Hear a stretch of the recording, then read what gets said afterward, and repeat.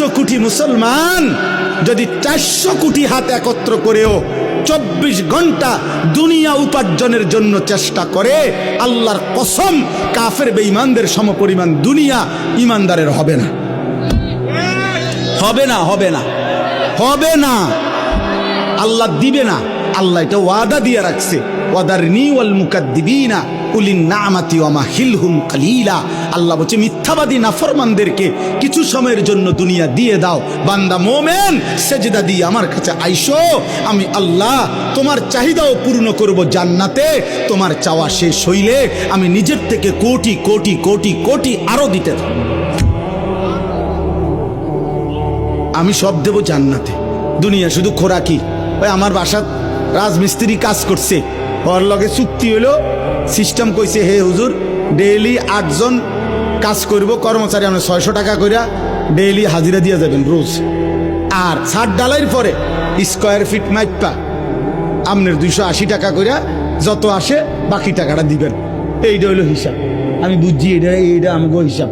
আল্লাহ আমারে বলছে বান্দা তুমি শুধু ইমান আমলের সাথে দুনিয়া খোরাকিটা কোনো রকম নিয়ে আসো, খাইয়া আইও, বাকি যা হিসাব কইরা জান্নাতে আমি দিয়ে দেব তুমি। শুধু দিন খোরাকি না, হ্যাঁ ডেইলি খোরাকিটা শুধু না। এই জন্য ইমানদার খোরাকি নেয়। এই জন্য ইমাম সাহেব 10,000 টাকা বেতনে 1 মাস চলে, 8,000 টাকা বেতনে 1 মাস চলে, 12,000 টাকা বেতনে 1 মাস চলে, কিস্তি নাই। কিন্তু মাসে 1.5 লাখ টাকা ইনকাম, কিস্তি চলে 4টা। আর আমারে তো কতজনে বলছে খাস করে দোয়া করতাম এই কিস্তি লেগে, মানে এমন দোয়া করতাম যাতে কিস্তি 4টা 8টা হয়। না তো খাস করে দোয়া করলে কি করতো, কিস্তির উপরে দোয়া তো আমনে লেগে এইটাই যে হুজুর দোয়া করবেন কিস্তি চলে 4টা, তার মানে আরো যাতে 4টা বাড়ে কিস্তি।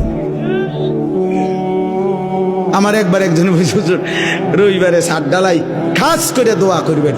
আমি বললাম দোয়া করি আল্লাহ যাতে 7 ডালাইয়ের দিন ডাকবে যায় নিচে, মানে এমন।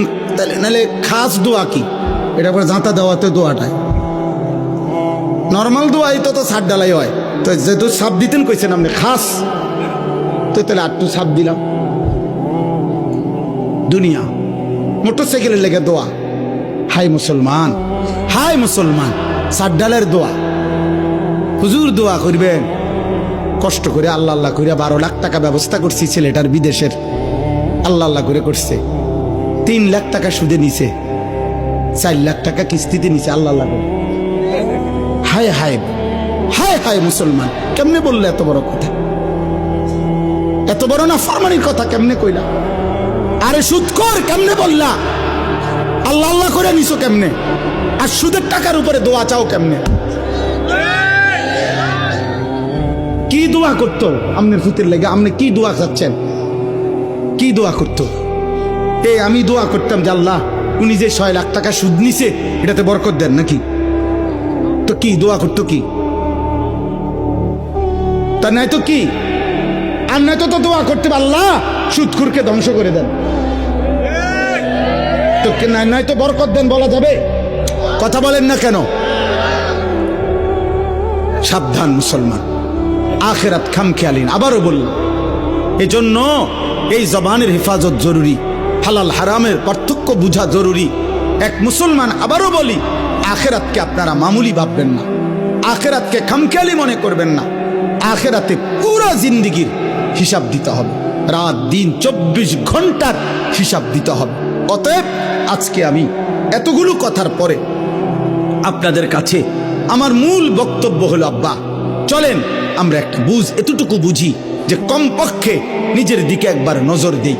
আমি আপনি যে যেখানে আসি 30টা সেকেন্ড, প্রত্যেকে একবারে 30 সেকেন্ড সময় আপনি একটু চোখ বন্ধ করে অথবা আপনার বিবেক দিয়ে আপনি ভাবেন, আমরা যারা এখানে বসা এখন যে অবস্থানে বসে আছি, চোখ বন্ধ করে বা 30 সেকেন্ড নীরবে ভাবেন তো যে অবস্থায় আছি, এই অবস্থায় আমাদের জীবনের গুনার পরিমাণ বেশি নাকি নেকির পরিমাণ বেশি? কি মনে হয়? তাইলে এখান থেকে যদি হাসরের ময়দান হয়, মালিকের সামনে দাঁড়াইয়া কেমনে হিসাব দিব?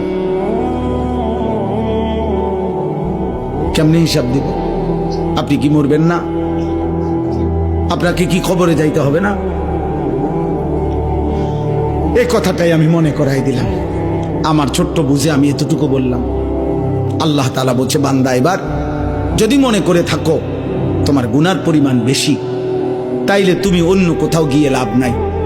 আমি আল্লাহ তোমাকে আশ্বস্ত করতে চাই, গুনাহ যদি তোমার আসমান পরিমাণ হয়, গুনাহ যদি তোমার সমুদ্রের ফেনা পরিমাণ হয়, গুনাহ যদি তোমার হিমালয় পর্বত ছুঁয়ে যায়, গুনাহ যদি তোমার এই জমিনের বালুকণা পরিমাণও হয়, তুমি অন্যদিকে যাইও না।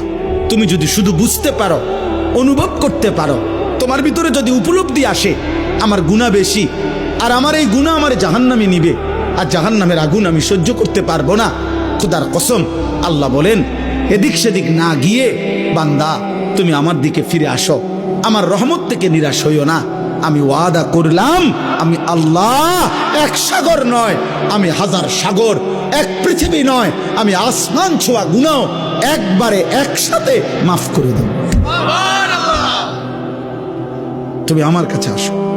এই কথাইটাই এখানে 24 নম্বর পারা 39 নম্বর সূরা, সূরা জুমার, এই সূরার 53 নম্বর আয়াত। আমি আপনাদের কাছে 3টা আয়াত পড়ছি, 53, 54, 55, এই 3টা আয়াতের তর্জমা বলেই আমার কথা আমি শেষ করলাম।